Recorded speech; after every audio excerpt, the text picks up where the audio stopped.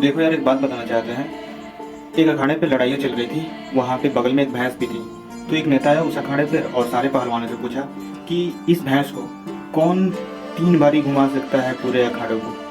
तो एक पहलवान निकल के आया और उस भैंस को उठाया, नहीं हो पाया। फिर दूसरा पहलवान आया, फिर उस भैंस को उठाया, उससे भी नहीं हो पाया। फिर तीसरा पहलवान आया, उसने भी उस भैंस को उठाया, बस उससे भी नहीं हो। बट जितने भी भीड़ थी उसमें से एक आदमी हाथ उठाया कि हम कर सकते हैं काम, बट मेरे को 3 साल वक्त चाहिए। उस टाइम पे सारे पहलवान हार चुके, तो उसको 3 साल टाइम दिया गया। तो और घर पे इतना प्रैक्टिस करा कि जब सेकेंड मतलब 1 साल के बाद फिर से वो अखाड़े पे लड़ाई चली तो वो पहलवान नहीं आया जिसने बोला था कि हम उठाएंगे। फिर दूसरा जब लड़ाई चली फिर भी नहीं आया, मैं कहीं भी नहीं देखा उसने जो।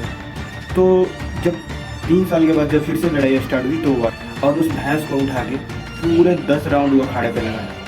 तो उसे पूछा गया कि भाई तुमने ऐसा क्या करा जो ये भैंस को उठा के सारे के मारे इतने बड़े बड़े पहलवान से नहीं हो पा रहा। तो उसने बहुत सटीक जवाब दिया। उसने बोला मैंने अपने घर पे गया और इतना प्रैक्टिस करा, मेरे पास एक भैंस का बच्चा था, उसको उठाया, हमने डेली प्रैक्टिस करा। जैसे जैसे वो बढ़ता गया उसका वजन बढ़ता गया और मेरी प्रैक्टिस होती गई और मैं मजबूत हो गया, और जितना भी हुआ उसको उठाते गया और इस टाइम मैंने इसको उठा दिया।